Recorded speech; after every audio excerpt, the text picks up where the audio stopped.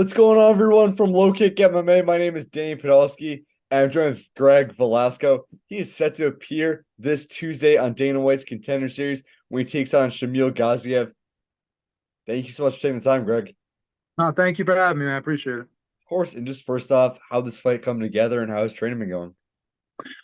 Training's been good, man. It's been a long camp. Been waiting for this fight. It's a good opportunity. Shamil's a real tough opponent, skilled guy, 10-0, a lot of finishes. Should be exciting. So just trying to finish off this camp nice, get a couple pounds off, and get to Vegas. Have you gone to watch any of the previous footage on him? What stands out to you and what gives you the advantage over him? I watched a little bit. I'm not a big guy on studying too much 'cause I feel like guys overthink it and they really worry about their opponent and not their own game plan. But I've noticed he's very patient. He's composed. He's got very hard hands. Like most heavyweights. He likes to bang and throw his hands well. He seems like a smart fighter, and he just picks his shots more than just bull rushing like most heavyweights. So it should be exciting. Me, I like to balance myself more on like being well rounded. Like I like being guys like GSP, like the guys who mix it all up together. So for me, I like to be that new breed of heavyweight. I'm not really a guy who's just going to sit there and bang all the time. I can, but I prefer to be smart and just look for whatever way to finish the fight. Yeah, again, you're a finisher. You finished 5 of your 6 pro wins, 3 KOs, 2 submissions. Is there one part of your game that you feel like is the strongest part of your game? Um, I don't know, man. I started as a wrestler. I got into boxing right after that, Muay Thai, and then Jiu-Jitsu. So I feel pretty well rounded. I'm comfortable anywhere, but it really just depends on the fight and where we're going. Like I did Muay Thai for a long time, so I really feel like Muay Thai is a strong suit. But in MMA with the little gloves, you need a little more head movement, so you can't do like the traditional Muay Thai. So for me, I guess I don't know, man. I feel like I'm a hybrid. I like to do both, so I don't have one where I'm like really like that. That's where I got to get to. So. You mentioned, the Muay Thai and the wrestling backgrounds. How did you transition into MMA? You had a relatively short amateur career. How did you make that decision to turn pro when you did? I was planning to go pro before we had to shut down from the pandemic, so I was ready to go then. But in the Amis, it's so hard to find matchups because guys pull out on you, make camps, and you have a lot of camps. You go through training, and then the fight falls through by something. And at that point, I would like always wanted to because I wrestled at Rider University for over there for a while. So when I started putting it all together after Muay Thai, and I really fell in love with MMA, I was like, well, let's make the jump. So we made the jump, and so far, so good. All right, I gotta ask you. You mentioned Rider University. I know you're from New Jersey. You feel any connection to Philadelphia? Yeah, I love Philadelphia, man. The fans are always great. The fight atmosphere is great. You have tough fighters out there. I have like all love for Philly, and since it's over here in the East Coast, we're all together. So And I just gotta ask, are you a Philadelphia Eagles fan? I am not, unfortunately. Okay. You would never guess the team I'm a fan of. Jacksonville Jaguars. Nope. Detroit Lions. Ooh, okay. All right. They look pretty good this year. We're working again. Yeah, they're gonna have an exciting season. But Yeah. so you're training down in New Jersey. How has that helped you? Who have been your main training partners for this camp? This camp I just have like guys from my home gym, so like Jerome Sellers, a couple of guys, Tyree Sutton. Just like real close knit within my gyms. I have some guys at Jits. No big names that everybody's working up. Everybody's just trying to build their own label. Have my teammates like Frank Wells and the CFFC, stuff like that. But this camp has been very just like very tight knit, just trying to put everything together, trying to make sure it all peaks at the right moment. Mhm. What was I gonna- So do you feel like training at that smaller gym gives you an advantage because you're not, again, when you're in fight camp, it's like all the attention's on you. You're not just another gym. Sorry, you're not just Mhm. another body in a large gym. It's like Mhm.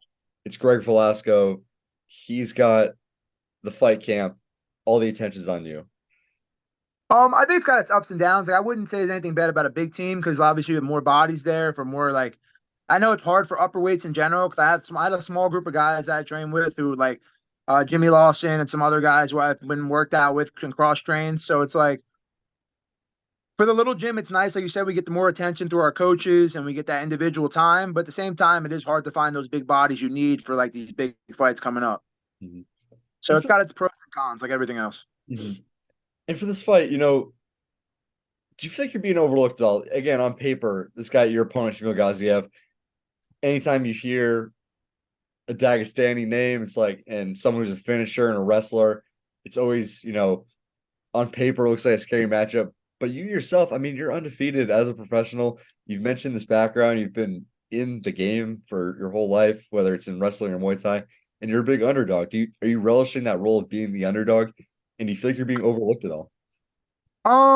I've always felt like the underdog. I feel like everything throughout my career so far has been earned, not given. So for me, it's like I've always seen we have a tall task ahead of us. I respect Shamil. I think he's a talented guy, and I don't really pay attention to the odds too much because I don't like to get into my head with that kind of stuff. And people are going to think what they want to think. Like you said, there's those paper resumes, but when we go out there and we see what happens, that's all it is. That's all that matters. Yeah, and again, for whatever the odds are, you're also 6-0 as a professional, have this background in wrestling. So I think it should be an even found paper. Sounds so good. We would hope, but you know how it is. It's all about what the numbers say, and people just look at it that way. They don't look at it from where you've been, your background, or how you've been out there. So all they see is the nine knockouts or 10 finishes, whatever it is, and they see mine, they see he's Dagestani, and that's all they need. So And for you as an up and coming fighter, is there one fighter? I know you mentioned GSP. Is there one fighter you try to model your game after? it's kind of hard because being a shorter heavyweight, there's not many heavyweights that you can really model. Like DC would be a good example, but I feel like I'm more of a Muay Thai. Like I have more of a kick game than DC was more of a boxer. So it's like I try to like take pieces from fighters. Like I would love to, everyone wants to be like John Jones because he's the GOAT, but we don't have that body he has, where the lanky long arms or the reach. Like, so I like to just take implements of everyone's game and just put it into my own, and that's how I try to like relish it. I don't like try to just stick to one guy because there's so many talented heavyweights out there and there's so many talented fighters. So if there's any little tips or tricks you can add up, I always try to. All right, so end of the night, Dana White is there with Lorosenko. He's reading out the sheet. What is he going to be saying about Gregory Velasco? That at the end of the night, if we get that win, I hope Dana's going to be out there saying this is one complete heavyweight and he's going to be a threat to this division. Fair enough. Well, Gregory, I'm wishing you the best of luck. And just my final question, this Tuesday, September 19th, Gregory Velasco, Shamil Gaziev. Gregory, give me your official prediction. I just know it's going to be a war, man. And if there's any mistakes made, I'm going to try to capitalize and get that finish. So at the end of the day, I'm just looking to always finish. And I feel Shamil's the same way. So it's going to be exciting. Fair enough. Well, Gregory, I'm wishing you the best of luck. If there are any socials or teammates you want to shout out or sponsors, go right ahead, my friend. I appreciate it, bro. Socials, Instagram, it's just Velasco G23. And just shout out to my team at the Institute, my camp at Bayshore Jiu-Jitsu, and Sal Lopez Boxing Club, and all my teammates and training partners. Thanks for this camp, and hopefully we can make it happen this Tuesday. Awesome.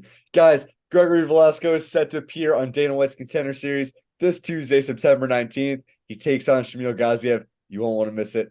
Gregory, thank you so much for taking the time, and best of luck to you, my man. Appreciate it. Thank you, Danny.